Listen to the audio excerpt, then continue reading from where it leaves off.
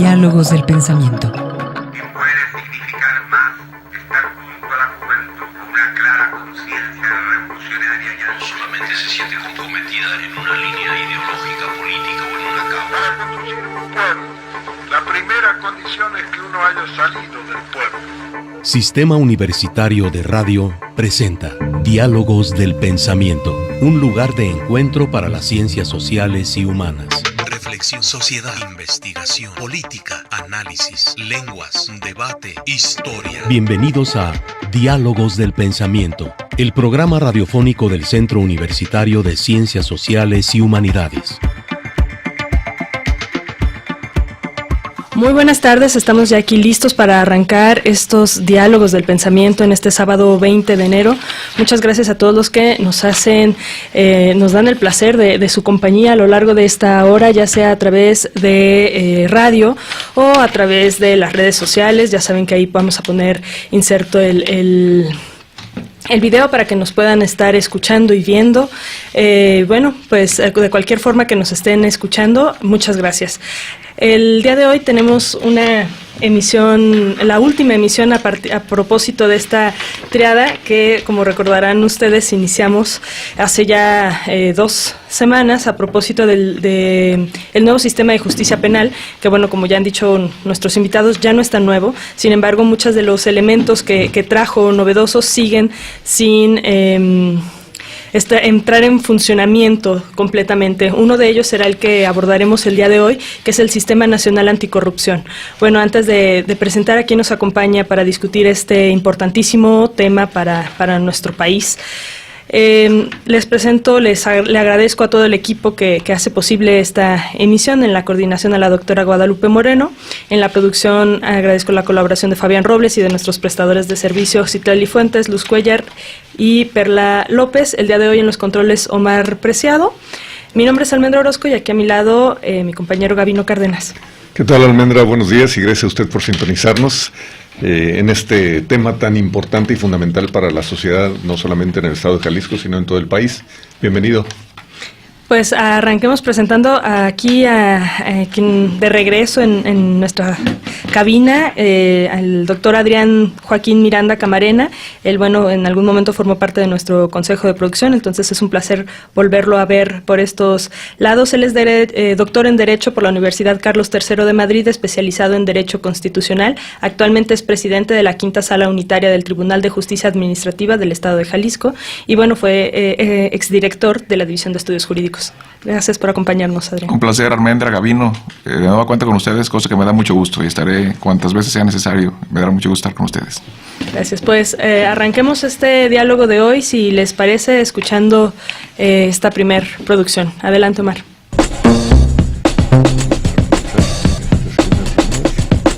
Ideograma.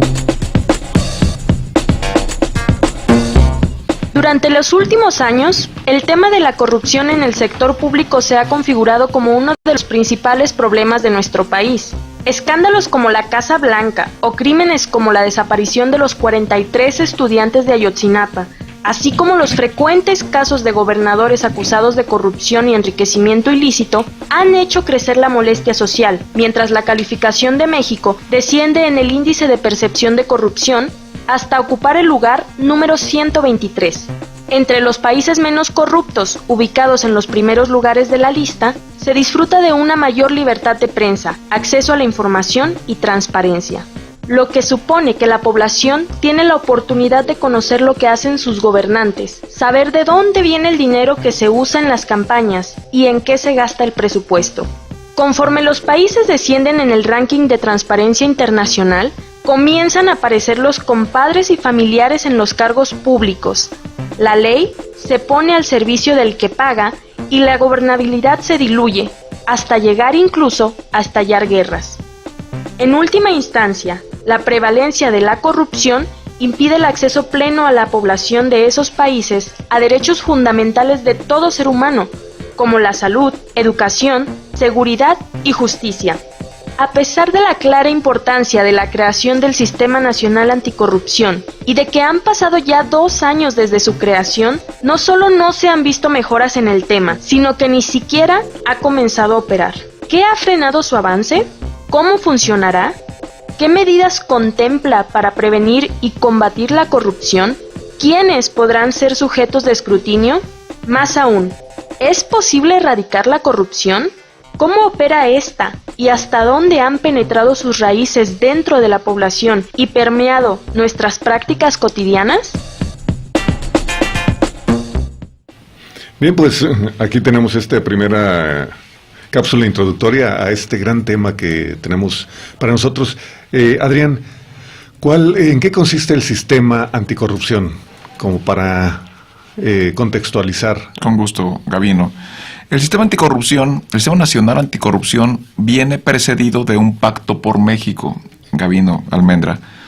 El tema del Pacto por México vino exactamente a realizarse el 2 de diciembre del 2012, ante la entrada de un nuevo esquema de gobierno en el que, preocupados los actores políticos y principales actores sociales, se dieron cuenta que de veras el tema de la corrupción y muchos más es parte de la agenda del Pacto por México, el tema de la corrupción, de la anticorrupción, del sistema anticorrupción. Se firmó, se signó un pacto, reitero, en el cual se estaban ventilando diferentes asuntos, principalmente, reitero, y el del día de hoy, el sistema anticorrupción. Este Pacto por México, firmado por los principales actores y los presidentes de los tres principales partidos políticos de presencia en aquel entonces, que ya lo sabrán, es el PRI, el PRD y el PAN en el caso, lo signaron y empezaron a cumplir diferentes objetivos. No fue sino hasta el 2015, el 27 de mayo del 2015, que se reforma la Constitución y se implementa el Sistema Nacional Anticorrupción. En sí, el Sistema Nacional Anticorrupción es una coordinación de entidades públicas y niveles de gobierno para combatir precisamente esta. El artículo número 13 de la propia Constitución es donde se vino a plasmar lo relativo al sistema anticorrupción, y nos dice: el Sistema Nacional Anticorrupción es la instancia de coordinación entre las autoridades de todos los órdenes de gobierno competentes en la prevención, detección y sanción de las responsabilidades administrativas y hechos de corrupción, así como la fiscalización y control de recursos públicos.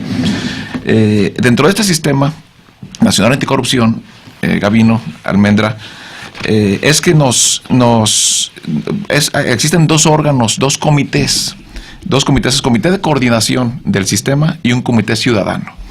Ese comité de coordinación del Sistema Nacional Anticorrupción, y que después se replica en las entidades federativas, está integrado por la Auditoría Superior de la Federación, por el presidente del Tribunal de Justicia Administrativa, el Tribunal Federal de Justicia Administrativa, por la Secretaría, el titular de la Secretaría de la Función Pública, el fiscal anticorrupción, que por cierto ahorita platicaremos de ello, que tampoco se ha llevado a buen puerto, y el titular del Instituto de Transparencia e Información Pública en el caso de Jalisco y el IFAI en el caso federal. Es decir, es un sistema que ya se aprobó, que ya tenemos en la Constitución, reitero, desde el 2015, y estamos ahora en vías de que empiece a funcionar de la manera más eficiente. Por lo menos ya existe jurídicamente, tiene un respaldo absoluto, porque está constitucionalmente plasmado, y sin embargo hay caminos y que son procesos lentos, ¿no? Como en el caso de la designación, elección del fiscal anticorrupción a nivel nacional, como en el estado lo estamos viviendo, ¿no? En este momento voy a hacer un paréntesis porque quiero dar la bienvenida al doctor Carlos Ramírez Ruiz Moreno. Bienvenido, doctor. Muchas gracias, muy buenos días y un saludo a todo el auditorio. Voy a presentarlo. Él es doctor en Derecho por el Instituto de Estudios Jurídicos y también es jefe del Departamento de Disciplinas afines al Derecho de la Universidad. Muchas gracias. Bienvenido, ¿no? Bien, volvemos al tema del sistema anticorrupción. ¿Cuál ha sido el proceso o cuál debe ser tanto el perfil de un fiscal anticorrupción como el proceso para ser elegido por el Congreso o designado? ¿Cómo es ese proceso, ese perfil y ese proceso? Bueno, tratándolo de explicar a nuestro auditorio de manera llana, yo quisiera decir que se inscribe un proceso de participación ciudadana inédita, además de la intervención de los poderes que históricamente deben conformar la organización de lo previsto por el título cuarto de la Constitución General de la República, la Constitución Federal, que es el régimen de las responsabilidades de los servidores públicos. Muchos de nuestros conciudadanos han caído en la cuenta de que se está creando un nuevo sistema anticorrupción y que esto es inédito. Bueno, es inédito en los términos de las instituciones o las corporaciones que se están integrando para tratar de garantizar, en términos del derecho público, la consagración de una institución jurídica que nos permita contar con mayores elementos de credibilidad social, que hay un acceso a la justicia por parte de la seguridad y la garantía del Estado y de sus gobernados, y se perseguirá de manera institucional y sin que nos tiemble la mano a aquellos servidores públicos que incurran en conductas contrarias al buen desempeño que se debería marcar en ejercicio de sus funciones, y por el otro lado, para aquellos particulares que participan o reciben recursos públicos y definitivamente se prestan a actos de corrupción. Voy a lo siguiente. En el orden de las ideas y para poder lograr la nominación, la creación de la Fiscalía Anticorrupción, del que se considere, dicho popularmente, un no fiscal carnal o un no fiscal que vaya de acuerdo con los intereses de aquellos que tienen en este momento el poder en sus manos, el Senado de la República tuvo la oportunidad en este periodo precisamente de haber consolidado la propuesta, haber realizado los ejercicios correspondientes para estudiar el perfil más idóneo, y pues para ello se requiere, si pensamos en la conformación colegiada de un órgano tan importante como es el Senado de la República, de las fracciones parlamentarias que están ante él acreditadas. Si no hay un consenso, si no hay un acuerdo, si no hay un posicionamiento entre el Poder Ejecutivo y el Poder Legislativo, en este caso representado por el Senado de la República, definitivamente vamos a ver que no está presentándose la sinergia que requeriría el momento para que el sistema, y aquí pues tendría que hacer la acotación, obtenga un triunfo como se alcanzó en Jalisco, por lo menos para elegir internamente al fiscal anticorrupción. El otro punto es lograr la sinergia, esto es, que cada uno de los organismos de derecho público funcionen acorde a la previsión original del sistema. Uno, se integre la organización de los tres valores que comprende el control de la democracia. Uno de ellos, el sistema de fiscalización permanente. Otro de ellos, el sistema de transparencia y acceso a la información. Y otro de ellos es la rendición de cuentas. Si los tres están funcionando, definitivamente el sistema tendrá la garantía de que a través de los operadores correspondientes están haciendo funcionar el sistema.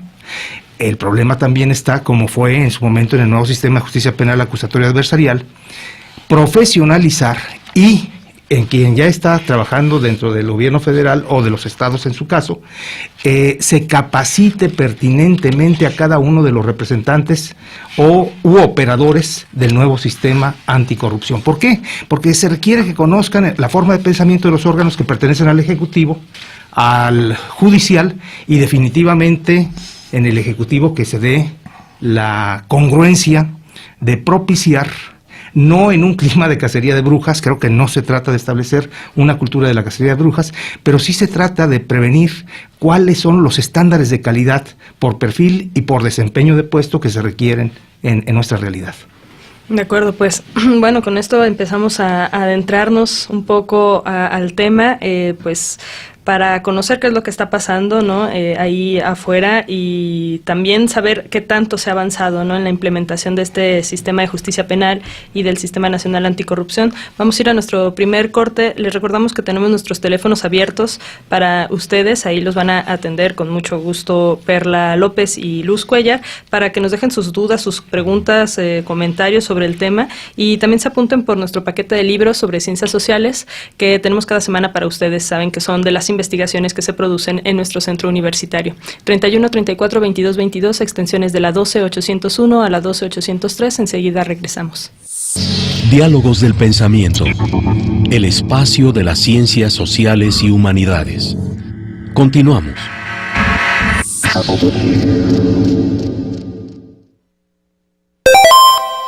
el Sistema Nacional Anticorrupción es una total simulación. Nosotros planteamos en el Senado, desde que se inició el proceso de reforma constitucional, leyes secundarias, que mientras no se estableciera que el presidente de la República puede ser juzgado por corrupción y los expresidentes, no va a pasar nada. De la Casa Presidencial surge todo. Y no nada más Casa Blanca y todos los contratos que han lanzado por ahí de miles de millones. El presidente es la base de la corrupción en este país. Presentamos una iniciativa para reformar el artículo 108, que establece que el presidente de la República no puede ser juzgado más que por delitos de traición y por graves delitos. Y ese es el principal problema, la impunidad del presidente de la República. Mientras eso no ocurra, no va a pasar nada, porque va a haber simulaciones y protecciones, y connivencias, complicidades absolutas. Entonces, primero que nada, si no hay responsabilidad y poder enjuiciar al presidente de la República, no habrá ninguna anticorrupción que funcione, porque él es el principal. Y los expresidentes también. Los expresidentes tienen que ser juzgados. Esas ahora, en una estructura muy sofisticada, crean un sistema nacional anticorrupción. ¿Quiénes son? La Auditoría Superior de la Federación, el Tribunal tal, ¿verdad? La Procuraduría General de la República, las mismas instituciones con algún aditamento que es realmente muy importante de velar, porque se dice que la participación ciudadana es la solución, sí. Y aquí tenemos como una pieza clave, el corazón de este galimatías, está el Comité de Participación Ciudadana. Son 5 ciudadanos de probidad y prestigio destacados en su contribución a la transparencia, la rendición de cuentas, el combate a la corrupción, que van a ser seleccionados por otro conjunto de impolutos maravillosos que están en, etcétera, etcétera. Son los mismos. Todos son nombrados por el presidente. Bueno, pues este comentario fue hecho por el senador Manuel Bartlett, actual coordinador del Grupo Parlamentario del Partido del Trabajo, en el marco de FIL 2016, en un foro que hubo acerca de las aportaciones y limitaciones del Sistema Nacional Anticorrupción. Entonces, ese es el tema del día de hoy. Le recordamos que estamos hablando con Adrián Miranda y Carlos Ramiro Ruiz Moreno. Pues preguntarles, ¿qué opinan de este comentario acerca de que es una simulación? ¿Y ustedes creen que realmente con atrapar o con enjuiciar al presidente se acabará mágicamente toda la corrupción en México? El senador Bartlett, por supuesto, tiene experiencia, ha tenido muchos cargos en el Estado mexicano y hoy es parte de la oposición. Digo, también hay que entender el esquema y saber en qué contexto se están dando las declaraciones. Y no podría yo, digo, no sé si mi maestro Carlos Ramiro tenga otra opinión, pero no pudiera yo en este momento hacer una aseveración tan tajante si ni siquiera hemos iniciado. Sí, ya existían algunas instituciones encargadas de combatirla, como los poderes normales, los poderes tradicionales, la persecución del delito por la Procuraduría, el Poder Ejecutivo que lo encabeza, y también los órganos jurisdiccionales, el Poder Judicial para sancionarlos, ya los teníamos. Si bien es cierto que no había tampoco no teníamos en la percepción ciudadana un esquema de cómo se exacerbó este tema de la corrupción, bueno, ahora a raíz de ello, como ya lo comenté en la primera intervención, es que se crea este Sistema Nacional Anticorrupción con un esquema ad hoc, digámoslo de esa forma, con autoridades que van a estar exactamente para combatir la misma, y no solo combatirla, es para prevenirla, para combatirla y en su caso sancionarla, investigarla y sancionarla. Yo creo que hay que dar un voto de confianza a lo que se está haciendo por el Estado mexicano en este momento. Y lo digo también, además de como académico, que es mi principal papel en esta charla, porque también formo parte de uno de los esquemas del sistema anticorrupción.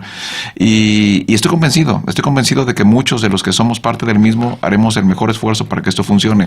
Y si descalificamos desde antes de iniciarlo, de veras me costaría trabajo, porque habemos gente, como en todos los lugares, buenos y malos. Creo que hay más buenos que malos, eso también tengo la casi total convicción, y el esquema anticorrupción empieza a funcionar y creo que empieza bien. Hay una reforma constitucional, hay una reforma a 7 leyes, que en su caso, si nos da el tiempo, lo comentaremos, a 7 leyes de vital importancia para el funcionamiento del Estado mexicano. Y además de eso, se está armando un órgano, una estructura medianamente con procesos medianamente aceptables, limpios, claros, una evaluación por ciudadanos, además de los órganos de representación del Estado. Se están organizando comités ciudadanos de vigilancia en la elección de los siguientes funcionarios que estarán a cargo de la prevención y combate a este tema anticorrupción, y yo creo que vamos bien, va empezando bien, falta mucho. Falta presupuesto, falta nombramiento de nuestras personas, fortalecimiento de ciertas instituciones, faltan diferentes esquemas que por supuesto que el Estado mexicano tendrá que poner lupa en el asunto para que esto funcione como se espera que funcione. Yo creo que vamos iniciando, Gabino, Almendra, público que nos escucha, vamos iniciando bien. Los órganos son órganos sólidos, fuertes, y sí, necesitaremos un poco más de impulso y de apoyo que practicamos en algún esquema, también para hacer un fortalecimiento de tales instituciones, porque ustedes también saben que se dotó de autonomía. Y claro que era necesario. Un tribunal que dependa de otro poder no podría juzgar de la manera que se espera que lo haga, con la amplitud, con la laxidad, con la seguridad, certeza jurídica, si dependiese de este poder. Pero ustedes saben también que para que esos organismos autónomos, como ya los determinaron en la Constitución, al Tribunal de Justicia Administrativa, tanto a nivel federal como de las entidades federativas, pues necesitan diferentes factores. Para la autonomía, primero, la personalidad jurídica, que ya está reconocida en la Constitución y en las leyes, constituciones locales y por supuesto en las leyes secundarias. Pero una cosa más, una cosa muy importante, ya lo comentaba con mis alumnos en la clase, el presupuesto propio.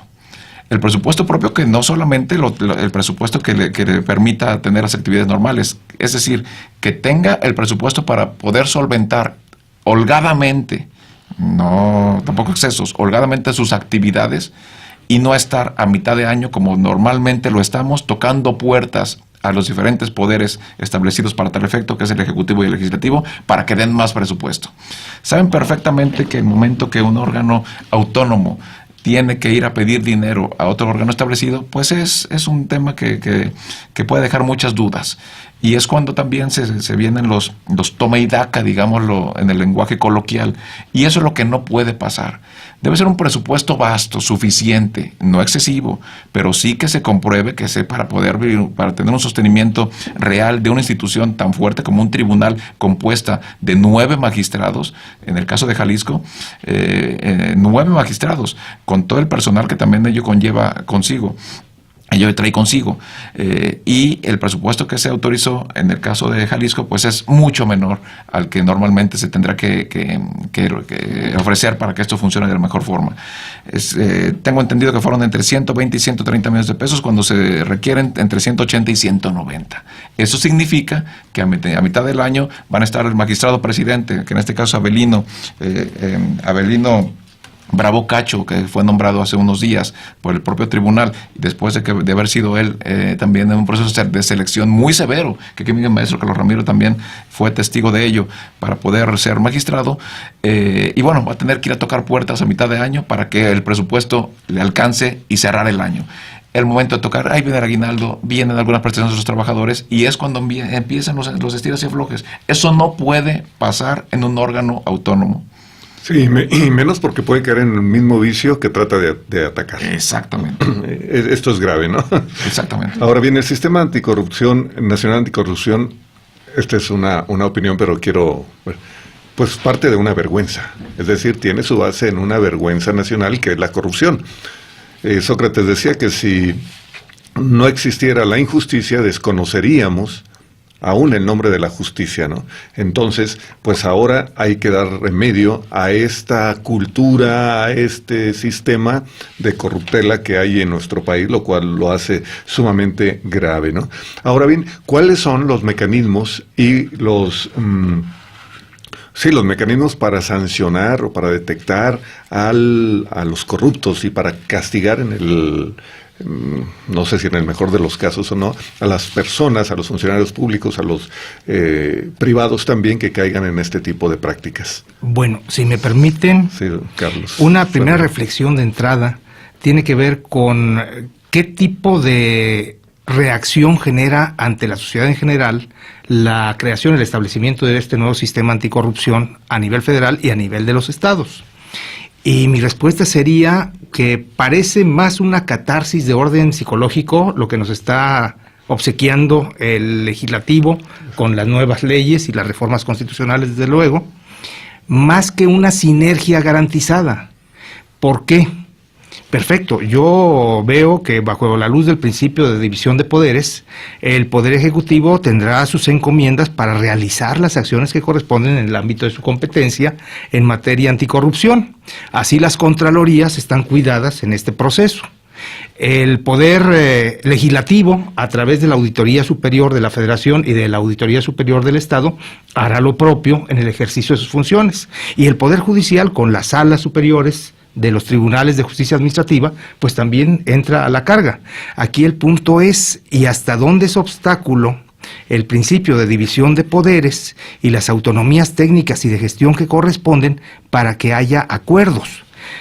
Pienso, nada más como punto de comparación, ¿cuál es el punto de ejercicio real derivado del artículo 26 constitucional que consagra el Sistema Nacional de Planeación Estratégica para el desarrollo a nivel nacional?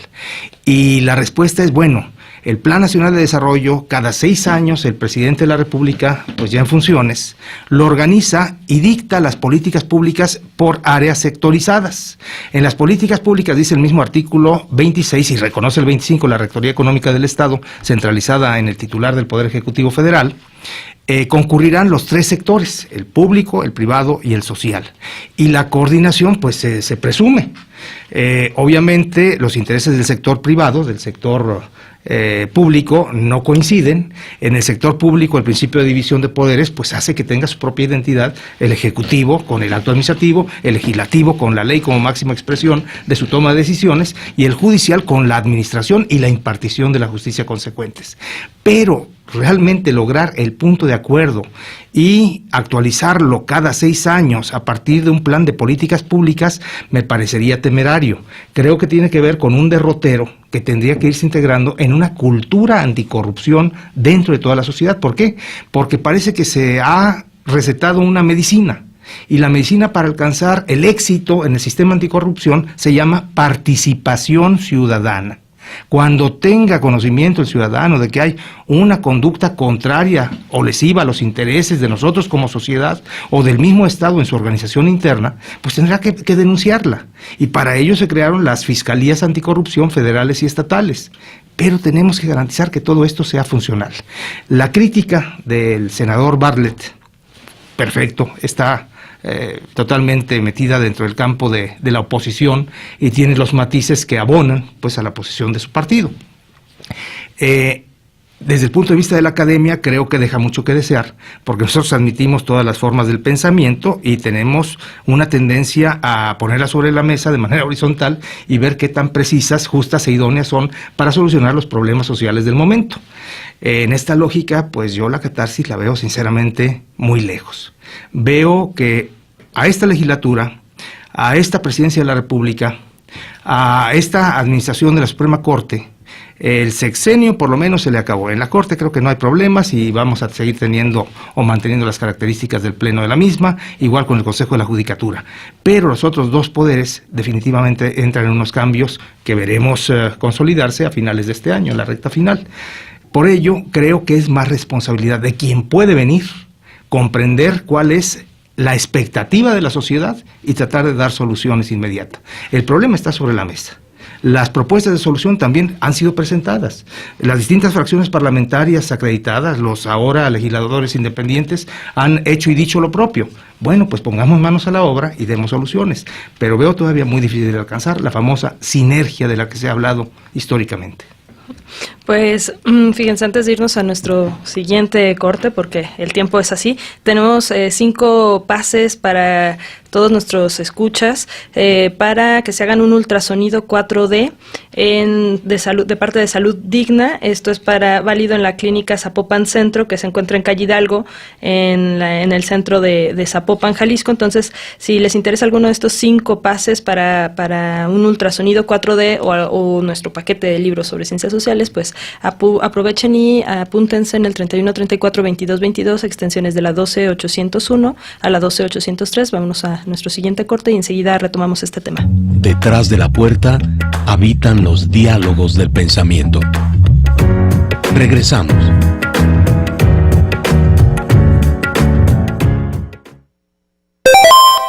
Si alguien cree que el Sistema Nacional Anticorrupción por sí mismo nos va a sacar del problema de la corrupción, se está equivocando. Es una pequeña parte de una ingeniería muy compleja que pasa por el fortalecimiento del Estado de Derecho. El combate a la corrupción define la cancha de la interacción entre la política y los ciudadanos. Para evitar lo que ha pasado en este país, primero, la patrimonialización de lo público. En segundo lugar, que el combate a la corrupción sea un mecanismo disciplinario de un régimen, como sucedió durante prácticamente todo el siglo XX, y de lo que se trata el Sistema Nacional Anticorrupción es precisamente de cumplir 3 grandes objetivos.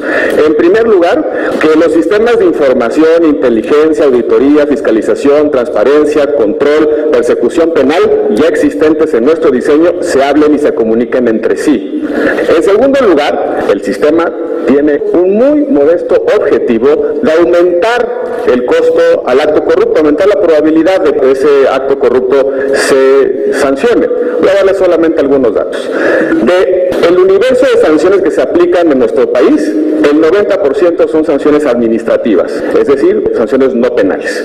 Solo ha habido en promedio 1.5 casos de consignaciones penales al año en promedio. Es decir, todo se queda a nivel de sanciones administrativas, que son sanciones fundamentalmente que van desde la amonestación hasta la destitución del cargo.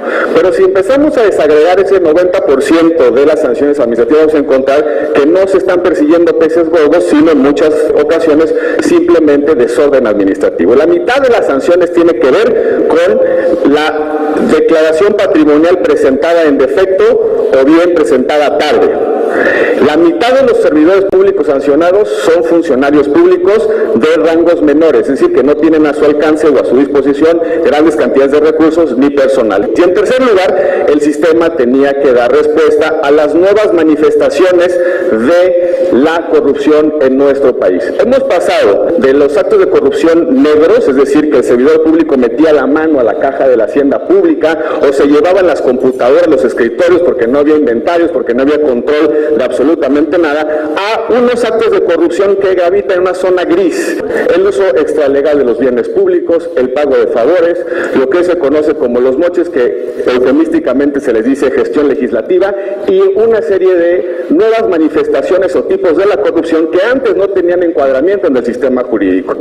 Para evitar la corrupción, para acabar o reducir los márgenes de corrupción, tenemos que tocar el tema del mercado negro del financiamiento en la política. En segundo lugar, la profesionalización del servicio público. Si los funcionarios públicos no tienen nada que perder, son proclives a los actos de corrupción.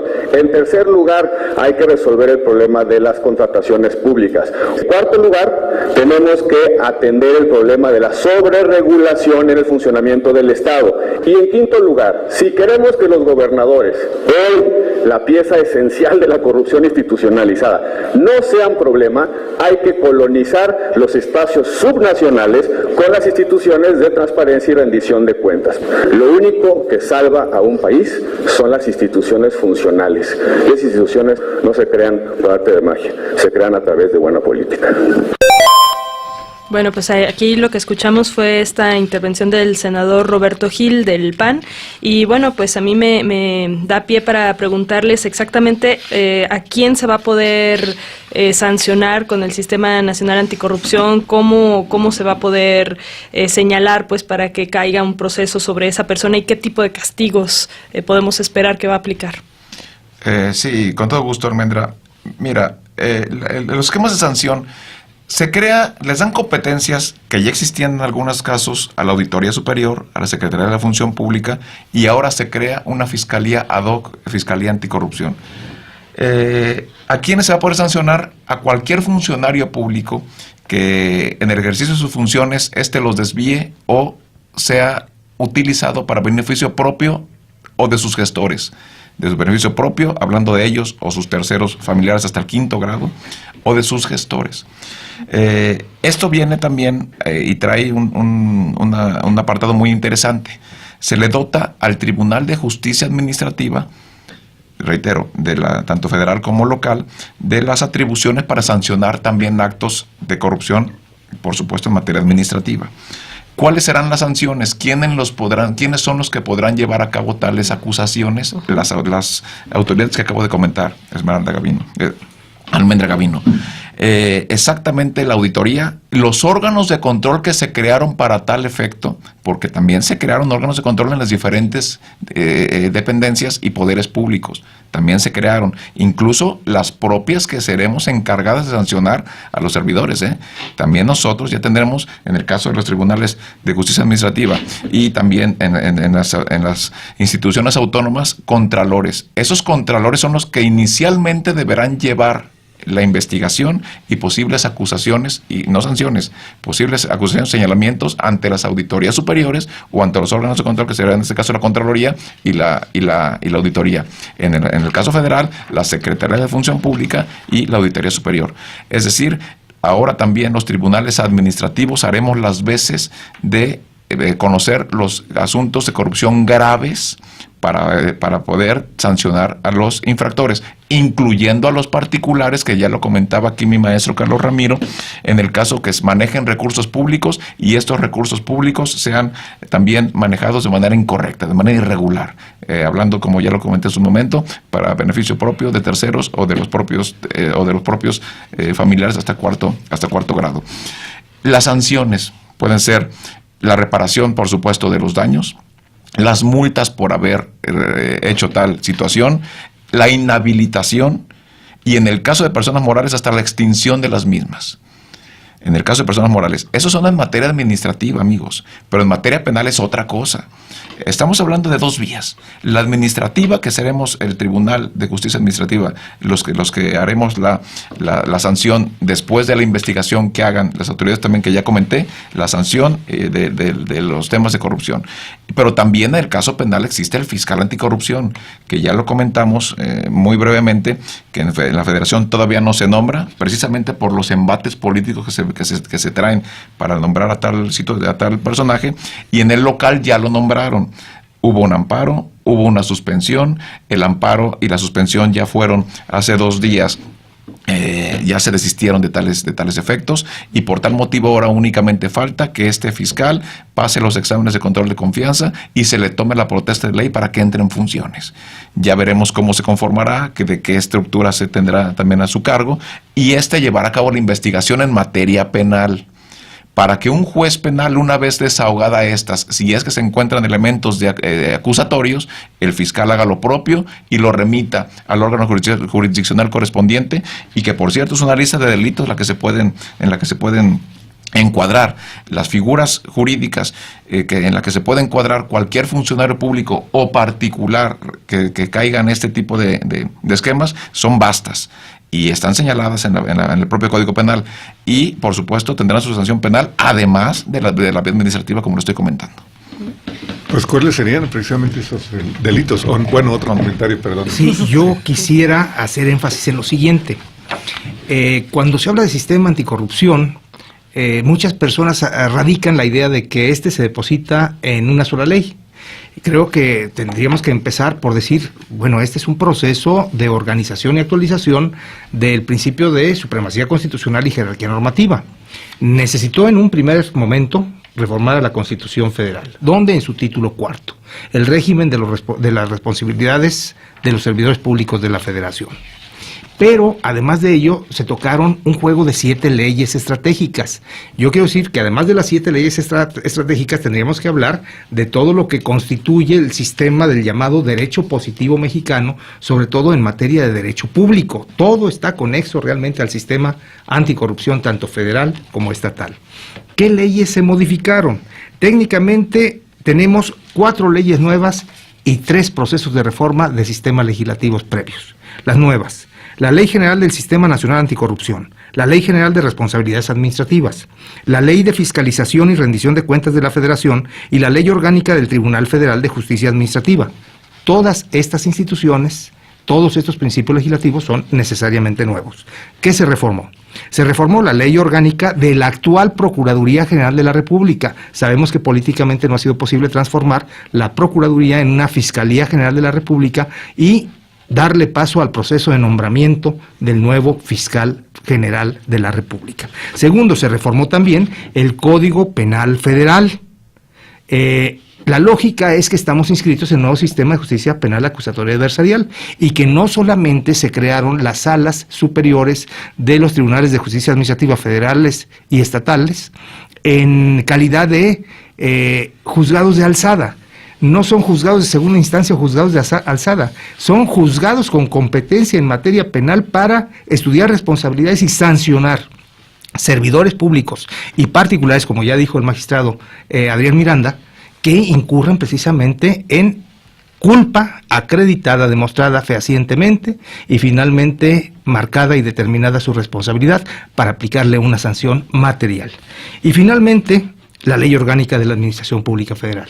Definitivamente, la Administración Pública Federal, que no es otra cosa sino la estructura del Poder Ejecutivo de la Federación, tiene que haberse visto transformado con el nuevo sistema de justicia, nuevo sistema anticorrupción. El punto es, esto mismo se determinó que debe hacerse al interior de cada una de las entidades federativas. De hecho, se hizo y se realizó, yo insisto en señalarlo, con marchas forzadas, y hay muchos principios que todavía no están presentes en la legislación de los estados. En esos casos establece la propia legislación federal, se aplicarán supletoriamente las legislaciones federales que en la materia han sido aprobadas. Así es que no hay excusa alguna, no hay justificación que impida la aplicación del nuevo sistema anticorrupción. No, pues sin duda todos los ciudadanos tendremos que estar al pendiente de los avances en el tema, conocer más de cómo podemos también nosotros aplicar este sistema, no participar de él. Sí. Y bueno, pues nos vamos a ir a nuestro último corte, el tiempo se va rapidísimo, todavía tienen unos minutos más para comunicarse con nosotros, como ya lo han hecho bastantes personas aquí en las redes, en donde pues está ahí hay mucho escepticismo, digamos, sobre que el Sistema Nacional Anticorrupción. Entonces, 31 34 22 22, extensiones de la 12801 a la 12803, para que se lleven alguno de estos 5 vales para cortesías para un ultrasonido 4D o nuestro paquete de libros sobre ciencias sociales. Regresamos. Diálogos del Pensamiento, el espacio de las ciencias sociales y humanidades. Continuamos.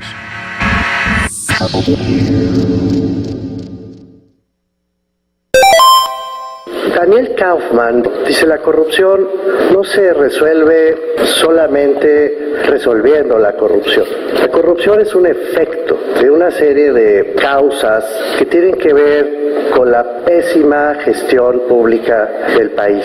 La corrupción no es un asunto de perseguir corruptos para meterlos a la cárcel, para sancionarlos, porque si las causas no se modifican, entonces viene el siguiente corrupto atrás. Las causas que además todos conocemos, que tienen que ver con los programas sociales mal asignados, para obtener dinero para los partidos políticos que hacen campañas, que tienen que ver con las licitaciones públicas, en los contratos de obras públicas, con la contratación de adquisiciones a través de empresas que concentran las compras para repartirse precios alzados, dinero entre políticos, entre funcionarios públicos. No se persigue la corrupción solamente persiguiendo corruptos. La corrupción es sistémica y dado que es sistémica es necesario atenderla con la misma fuerza sistémica. Es una apuesta no solo institucional para evitar la fragmentación de las instituciones que hoy tenemos. No funcionan porque están todas desconectadas. A este país le sobran corruptos y le falta fontanería democrática. Le falta articular las instituciones que hoy tenemos, atacar esa fragmentación fragmentación es una clave.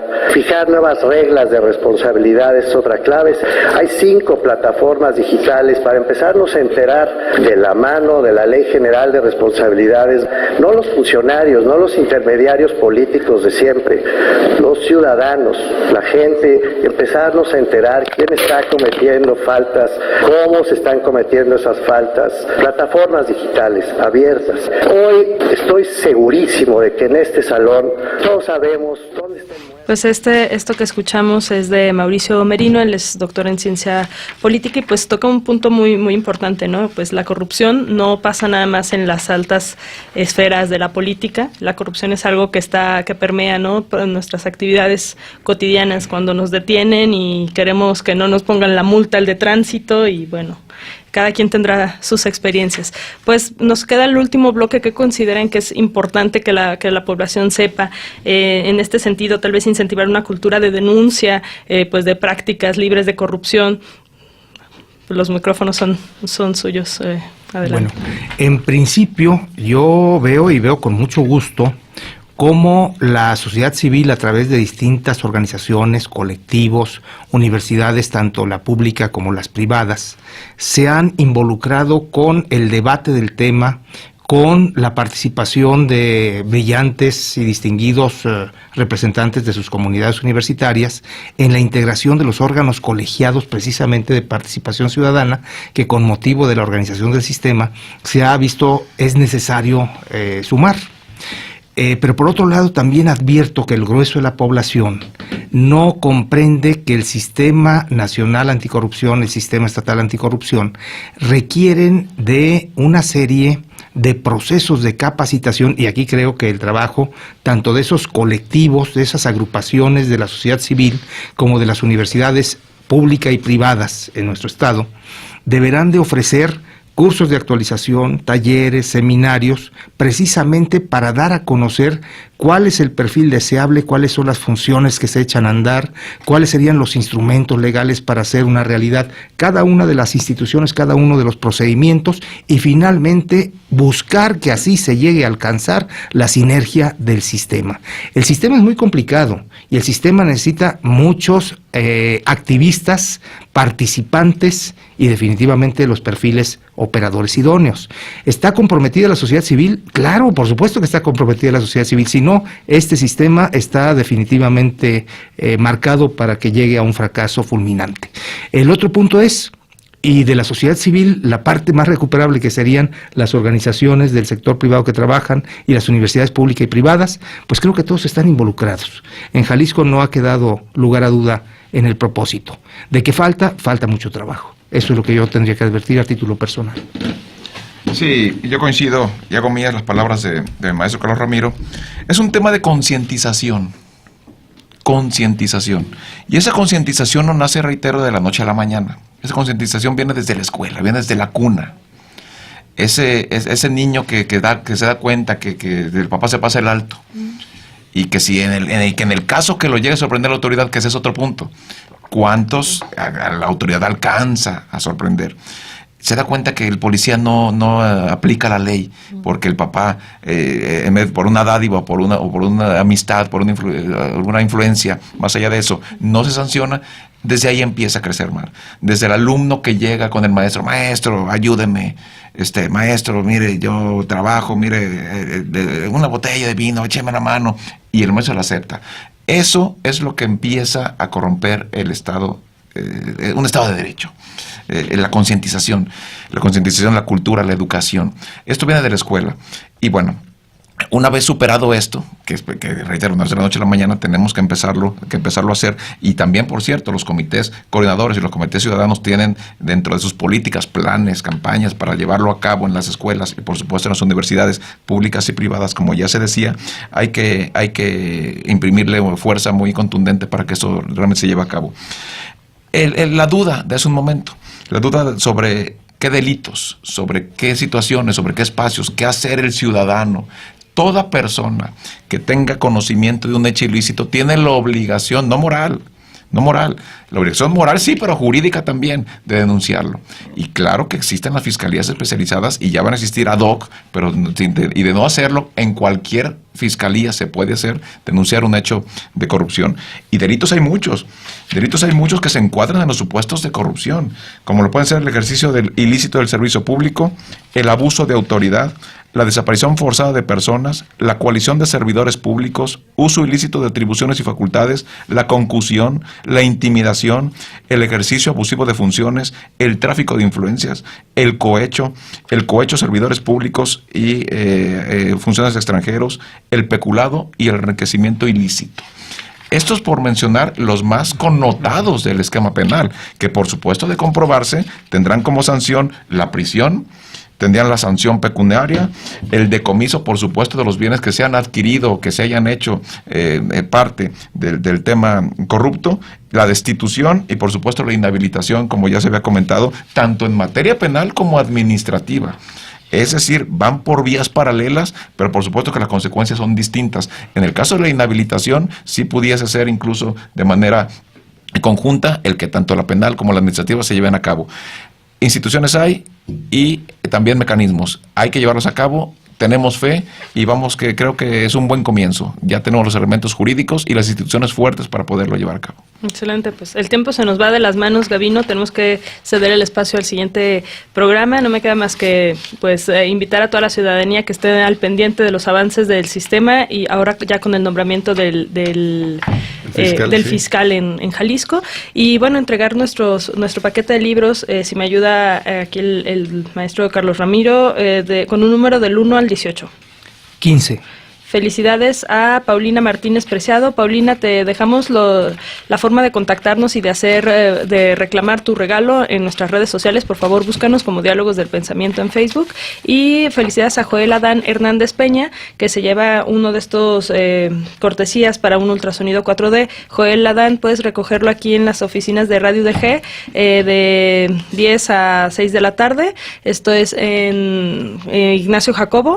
Pues te dejamos los datos también por ahí en Facebook. Nos escuchamos el próximo sábado con temática nueva. Gavino. Sí, pues agradecidísimo realmente con Adrián Miranda y Carlos Ramiro Ruiz Morenos por este espacio. Sí, muchas gracias. Hasta la próxima. Gracias. Reflexión, sociedad, investigación, política, análisis, lenguas, debate, historia. Gracias por acompañarnos en una emisión más de Diálogos del Pensamiento, un lugar de encuentro para las ciencias sociales y humanas.